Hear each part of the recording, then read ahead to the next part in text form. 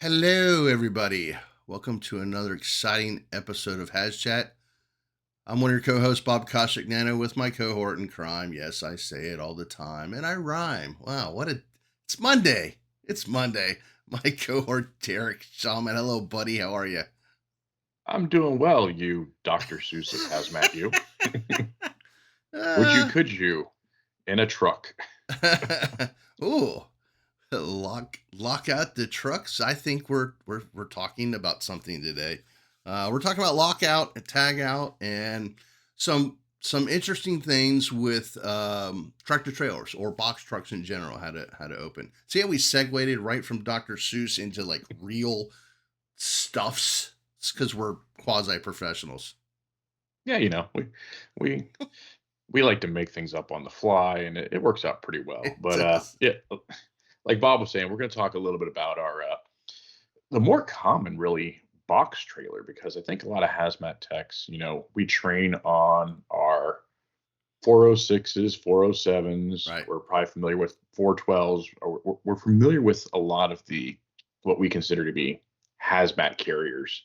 But those mixed load cargo style box trucks, dry vans, reefer trucks, things like that, are also things that we're going to encounter. And we kind of brush them off as the hazmat is going to be contained within that box. But obviously, if we're there, that's not the situation.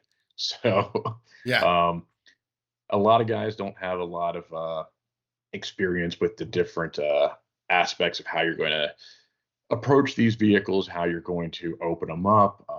I mean, we look at it and say, oh, it's kind of easy, but there's some considerations there, and definitely some tactical considerations, some lockout tagout considerations that go beyond the box style cargo truck to all of our semis and tractor trailer, or even our straight box trucks. So we're going to kind of hit on that a little bit and maybe take you down a path that you should have been aware of, and you probably haven't thought too much about.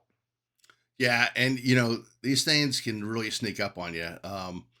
One of the scenarios in our ops review class that we show is, and it's an actual video of someone opening a box truck and hitting it with an inch 3/4 line, and it flashing back at them. Obviously, they're hitting magnesium, but we'll talk about how to approach it from different angles and so on and so forth. So, by the way, if you're listening to this episode, this is one you're going to want to go to our YouTube channel, and don't forget to like and subscribe and watch it, because we are going to be showing some pictures and talking about some stuff. So just give you a heads up now. Get over to the YouTube channel and check it out there. But hey, before we really take a dive, let's hear a little something from our sponsors. Hey, HazChat listeners, looking to boost your skills? Check out respondertraining.com.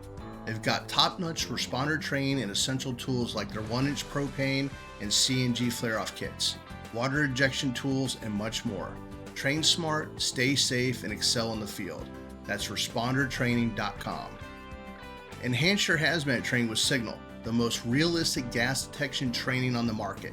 For under $100, you can simulate any detection combination from handheld meters to fixed location monitors, and even confined space scenarios with their universal pump attachment.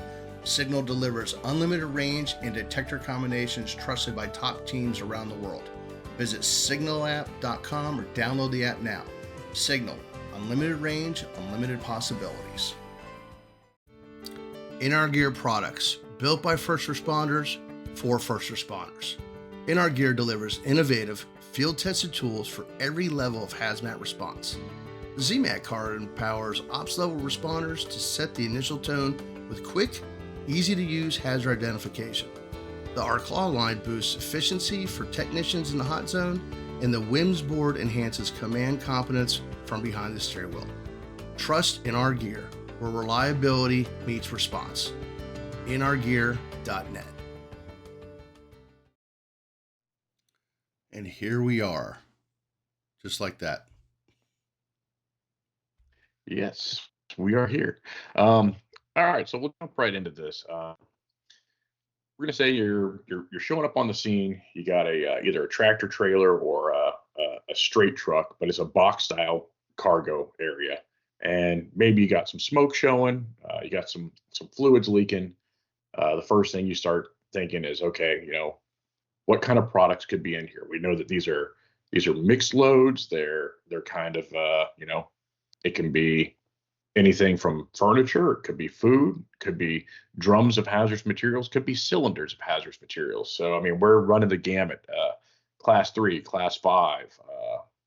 It's just probably going to have a dangerous placard on it, or several other placards. We don't know.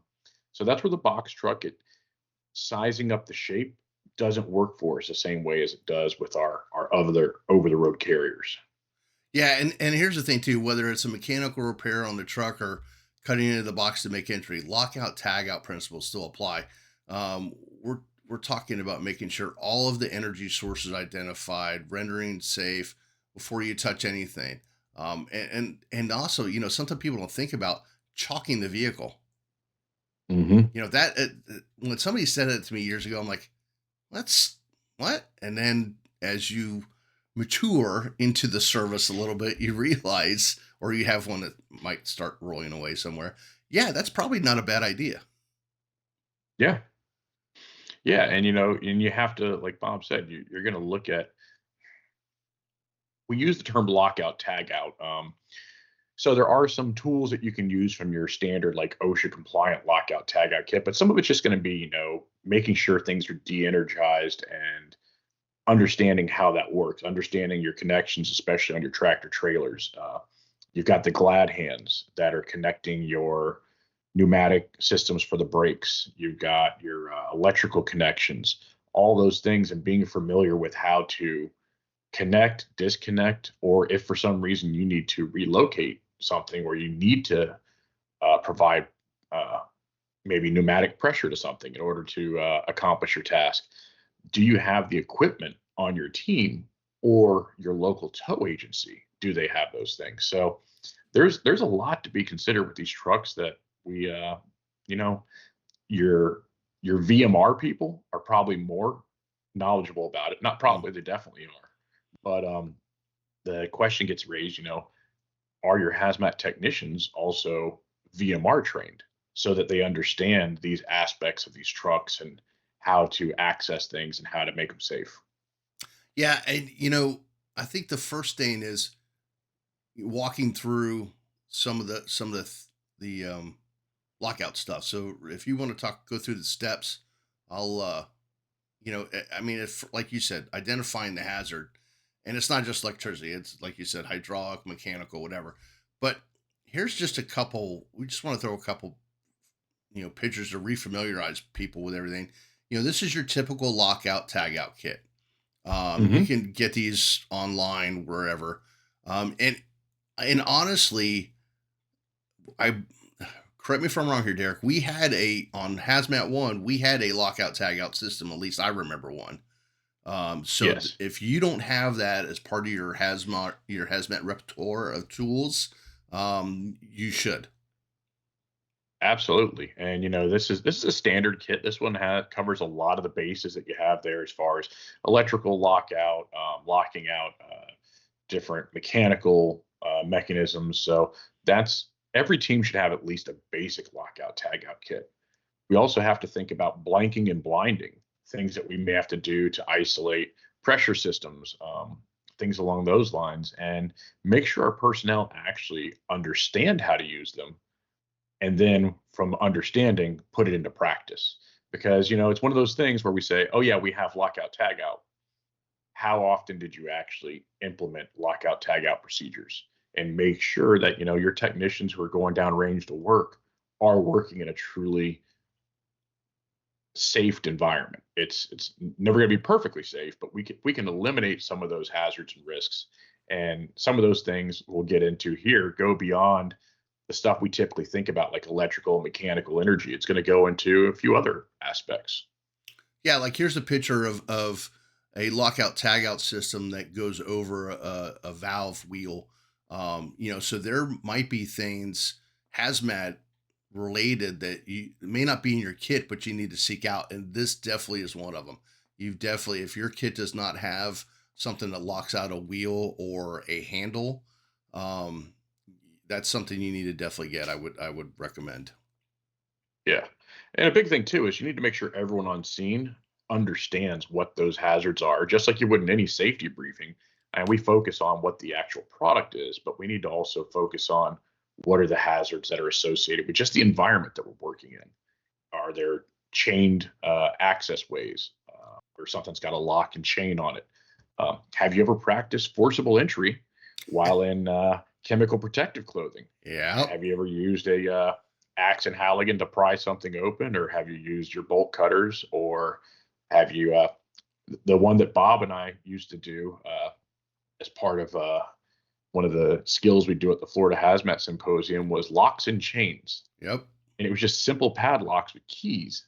And it was interesting to watch personnel in chemical protected clothing try to manipulate a key and a padlock. It was not as easy as they thought it would be. So, Right. those are skills that you have to work on. Yeah. But getting back to the steps. So that's just some of the tools. We just wanted to show you real quickly some of the tools for the lockout tagout kit. But you want to be able to identify the hazard. It's not just electricity, as I said before. It's not just hydraulics, stored mechanical energy, even pressurized refrigeration units. And to me, Hmm. those are scary because Yeah. those can do a lot. Yeah. Well, the reefer units are one of those that, you know, we think about them that they're food grade typically. Food grade, or they might be some sort of a chemical that has a SADT that we need to maintain. Um, but with reefer units, one of the things you have to think about is the whole idea behind that is creating a separate environment on the inside than what you have on the outside. So now you have pressure differences. With the reefer unit running, it's keeping it nice and cool on the inside. Well, what's the temperature outside? With the reefer unit off, what's the temperature inside? So now you have two things at play. We can have a pressurized interior that the seals are doing a good job. They're holding back that pressure, which could create a violent opening of doorways. Right. Or depending on those temperature changes, we can actually pull a vacuum on a reefer truck, making it very difficult to even open the door because now the doors, instead of trying to blow out, are actually sucking back in. So those are things that we have to look at. Just the environmental temperatures outside, whether or not the reefer unit's running, what's inside of there. Because if we've got food grade products in there, we're going to have productions of different gases. Frozen foods, not so much. Fresh foods, absolutely, especially produce. You're going to have carbon dioxide production. The big one that you have to look out for, and Bob and I, we've actually shared this video a few times in class. Bananas. Bananas produce ethylene gas. A lot of produce will produce ethylene gas as it ripens, but bananas are a high producer of it. And in the event that you had a reefer unit that went down and out of service, and for some reason you've got to get into this truck, maybe you had a brake fire or whatever, and you're still not sure what the contents are, whether it's a hazmat team responding or just your frontline fire crew responding.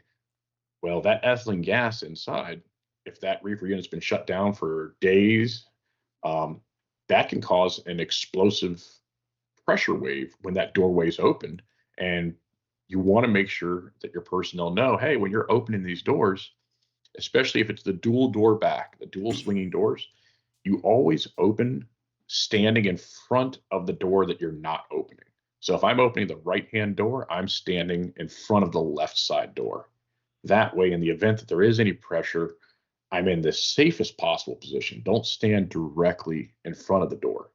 It's not going to guarantee safety, but it is going to enhance your safety posture. Right. And before we hit some of the other steps, we just want to acknowledge, there was a tragic incident last year where a fire chief in Georgia, I believe, opened up a, a double door and unfortunately lost his life because of the pressure. And I believe that was a reefer style truck, if I'm not mistaken. And one of the things too that doesn't get talked about is, how do we open it? Derek just made a great mention of standing beside the door you're not opening. But think about the tools you may have at your ready. A 6 foot hook where you can reach that handle and push it up. And just once you push it up and give it a little pull, that might be enough pressure if there is something on the other side of it to blow that door open, and now you've provided yourself with some distance. Or I've seen people use the strap method where they wrap a strap around it and they use that in conjunction with a hook to try to lift up the handle, pull it away, and then so they're putting some distance, between themselves. So there's things out there. I highly recommend trying different ideas and how are you going to do it? What tools do you have in the toolbox on a regular tractor trailer that has no, a training trailer you may have?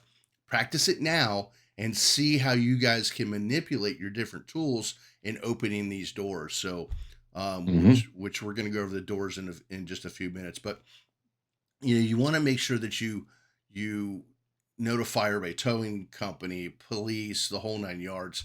And you know, as I said before, you got to have the right tools. So check this out ahead of time, and remember, as Derek said, you got to shut down and energy sources and valves and breakers, because it's not just, oh look, here's a tractor trailer, let's just go to it. That's when we have a lot of problems. So the lockout tag out of these points in the field is essential. And again, make sure you don't want to accidentally re-energize anything. So if you get a hold of the driver of the vehicle, they're the most knowledgeable of what goes on. I don't know anything about connecting airlines and this and that of a semi. It's just like an airplane. We had an airplane, a little Cessna, crash into some power lines in downtown Orlando in one of the neighborhoods close by. We didn't know the proper procedure for shutting it down, and these are things, these are the kinds of calls that they don't happen that often, so we need to kind of think out of the box and get prepared for them ahead of time. But um anyway, I digress. I'll let you get to the stored energy and stuff before I go on Yeah, another rabbit hole.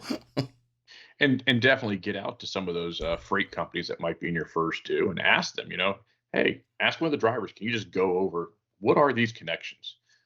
And also remember your reefer trucks, those are usually self-contained. So whether the cab is connected or not, they usually have a diesel powered refrigeration system. There's a diesel tank on there. So you Yep. have to isolate more than just what's in the cab. Um, so, like Bob was saying, we want to make sure that we shut things down, isolate those energy sources. If it's something that's compatible with the lockout kit that we have, we can lock it out. Um, Flipping breakers, looking for disconnects, just whatever you have to do to make sure that that is no longer energized, whether electrically, mechanically, or whatever. And um, another great point, like Bob said, was making sure that we have put in some sort of blocking to prevent the possibility of this moving and rolling. Um, we're not going to get into any vehicles that are over on their sides because that's a whole nother thing Right. to take into consideration. But another thing that everyone should remember from the tech class too is if for some reason someone's suggesting pulling the cab away, remember landing gear on these trailers for the most part are not designed for loaded trailers. So that cab is stabilizing that trailer or that box that you're going into. So unless it's absolutely necessary, there should be no reason to pull that away because now you may be dealing with a whole nother challenge that you never even considered. Yeah, and we kind of covered a lot of things that we were going to mention already, but one of the things, guys, wear your gear. Go on air. Wear your SCBA. Wear the proper PPE. That's just. I don't want to get on that soapbox again. You know I can and I will. Mhm. Anyway, And and another thing that's easy to do too. I mean, if for some reason you can't block wheels and you're worried about an incline or a grade or something like that, and obviously we should have been able to control it, but worst case, you can always just bleed down the airlines, and that should lock up the brakes on your trailer and your tractor and prevent them from moving. So that's an easy way of locking it out to an extent. Obviously, it's not a full lockout tag out, but just bleeding down those airlines, it's something that's a temporary. It isolates it for us. We know it's not going to roll or it shouldn't roll. And the tow company can easily just close those valves, put pressure back in when they're ready to tow it away. yeah, and so Derek mentioned about sizing up the trailer and everything else. I want to show you guys. So here's a side by side. This is what we typically see, right? And this is where we're talking about, using the hook or the strap or whatever to lift that handle up. But there may be a time or an incident where you have to throw on a lock for one of these. And I'll be honest with you, Derek showed me these pictures, and I had not seen this type of lockout for a tractor trailer before. So, as the company's motto is, when you're through learning, you're through. And here's something I learned, so Yeah. So as cargo theft becomes more common, the goal is to protect commodities. So this lock is actually designed to prevent people from being able to properly open these latches to throw this open. So a lot of times when we think about accessing the backs of these types of trucks, we typically train on the standard latch configuration and usually a padlock that's securing that lift lever. Well, in this configuration here, this security lock has been added. There's no padlock here. You're not getting through this with bolt cutters. So you have to ask yourself, what equipment do we have to bypass a security lock like this so that we can get into that container and figure out what our problem is and how we're going to address it? yeah. And like I said, till just recently, like this morning, I have not seen I have not seen that type of lock system before in my life. So that was pretty cool. And then let's go with another one. Let's go with this semi roll up. So here's a semi roll up, and then we're gonna go to there we go. Sorry. And then here is the lock for that. Yeah. Yeah. So that's some pretty significant steel there that you're going to have to figure out how to get through. Now, obviously, the best case scenario is you have access to the driver and the key, and you can just unlock it.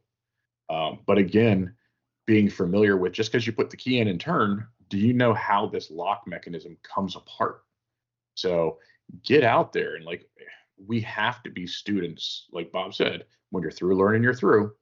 We have to always be aware of these things are out there. These things are designed to secure that load. We may need to get inside. We have to be familiar with more than just we're going to go down range with some bolt cutters and cut off a padlock, and then we get down there and this is what we see. Um, Again, bolt cutters aren't going to do much here.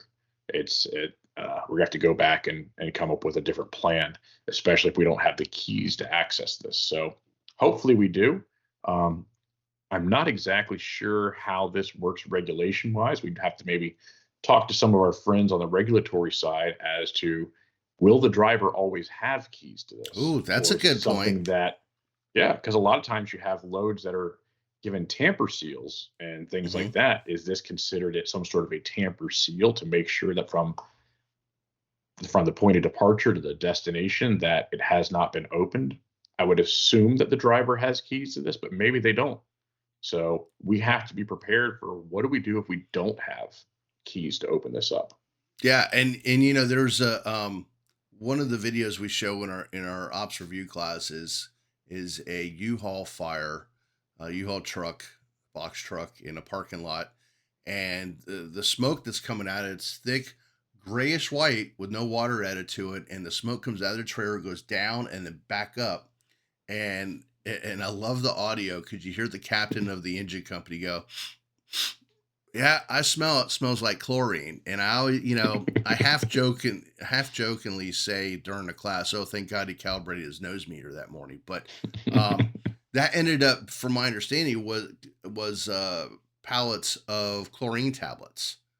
Hmm. So, you know, you go to a fire that maybe it is a little blackish gray smoke, but you're looking at it and then you see the placard, which remember has to be on all four sides of a vehicle or transportation segment so that you can hopefully identify what it is or at least the classification of what it is. Yeah. And where is my smoke going? If my smoke is going down, I've got some different size up and evaluations that I need to do. Smoke typically isn't going to go down, so I'm dealing with something else. I've got some sort of a heavier than air vapor that is being produced. So, what is inside of this truck? Another consideration on these, we're going to send our crews in and possibly in here to isolate or identify what the leaking container inside this box truck is, the doors need to be secured. Our dual swing doors, usually they've got chains and they can be put on hooks at Yep. the backside, but you want to make sure that they're properly secured because you don't want that door to swing shut while someone's climbing in or climbing out to where they get hit, or swing shut and now we have to go and get someone. It's not going to lock, but it still has prevented an immediate egress and has changed our fresh air introduction. Um, Roll up doors, a little bit different. Those roll up doors, they use a spring, and that spring is under tension, and there's going to be usually a cable on both sides of the door, which all of that is under tension. So that is mechanical potential energy that, if it's already damaged, especially if it's been exposed to heat, we have to be mindful of the fact that that may fail. So, what are we going to do to keep that door from coming down? Something like putting a pole and wedging it into the track, just like you would at a residential structure fire for a garage door. Yep. Something to keep that door from coming back down while the crews are in there. And obviously, with anything, doors are either closed or they're fully open. We don't do halfway Yeah. Yeah. because Don't when do they get to halfway. the fully open position, usually they're balanced. But we don't go halfway. And one more thing you want to look at, a lot of times on whether it's a straight truck or even a tractor trailer, a semi truck box trailer, sometimes you're going to have lift gates that the lift gate doesn't tuck under the frame. It actually folds up in front of your actual entry point. Yeah. Does your crew know how to operate a lift gate to get it out of its cradled position down out of your way so that you can access it? So these are all things that you need to get out there and educate your crews on so that you don't look like you're completely oblivious when you get on the scene. Right. And here's one that a lot of people don't even think about. A small ladder to climb in and out of. And we in the beginning we cut down a 14-foot roof ladder. And the Mm-hmm. reason why we did that is so we could still utilize the hooks to hook onto the tailgate or the rear bar of the truck. And until we got a bigger hazmat truck, then we actually ended up purchasing a wide step ladder, if you will, with a big handle on top, you that we could use if we needed to get in a level A suit and have to climb into the back. So they use it to reach things on the hazmat truck, and then it's a dual purpose. So we use it to get into the back of a tractor trailer. So if you don't have something, start thinking about that now, because I'm telling you, 3 o'clock in the morning is not the time to try and figure that shit out. It is not. Mm-hmm. Mm-hmm. And then, of course, your first step with any of these is crack the door, whether it's a roll up door Right. or it's one of these side by side dual swing doors. Put yourself in a safe position and just get the initial open on a door and see what it's going to do. See if you have a change in your vapor production, your cloud, your smoke production. Is the door easily opening, or does it feel like there's either pressure on the lock mechanism, or is there possibly a vacuum that's being pulled? So by lightly just cracking it, and with our dual doors, all you have to do is just lift that lever and give it a little bit of a turn, and you've started to break that seal. And just give it a second. Don't be in a rush to try to fling that door open. Give it a, we want to have door control. Again, just like fire call, we want to have door control. Put ourselves in a safe position so that that door does fly open. We're as much out of harm's way as possible, but don't just open the door immediately. Crack it. Do I get any changes in sounds? Any change in vapor production? Um, any The big one for me would be sound. If I start to Yeah. crack that door and I start to hear a whistling sound, there's either pressure going in or out. Right. Something is changing. Right. Exactly. Exactly. So, man, we could go on for a whole nother half hour. We could, we could. Easily, easily. Before we head out, don't forget our social media sites, our Facebook page, obviously our HazChat series, which is on all platforms. Again, encourage you to check them out on YouTube, like and subscribe.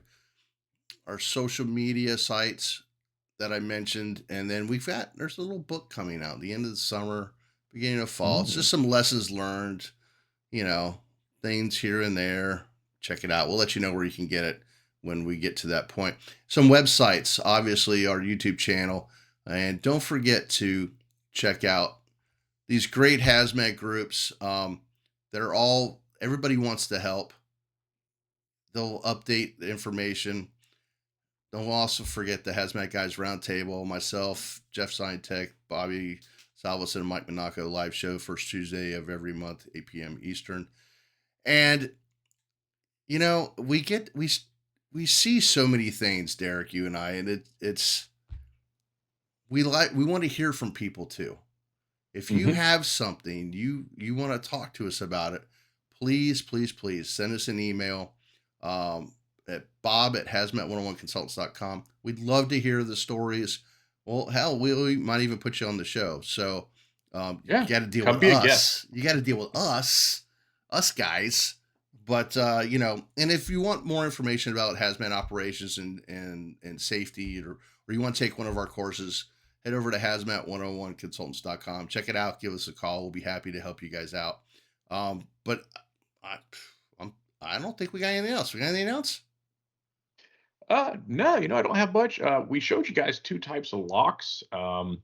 If any of you have encountered other types of locks or any Yeah. other challenges like that, just go ahead and drop a comment down below. And if you throw a link in there, even we'll try to check it out. And if we can put something together for you, or maybe we'll reach out to you to see if you can tell us some more about it. That'd be great. Thanks. Yep. Absolutely. Well, thanks, Derek, my friend, as always. It's always a pleasure. Since we don't work together on the job anymore, we only see each other here and there, occasional golf and whatnot. So it's always good hanging out with my buddy. All right, enough of us. You guys enjoy the rest of your day, week, month, what have you, and stay safe. Remember, when you're through learning, you're through. See ya.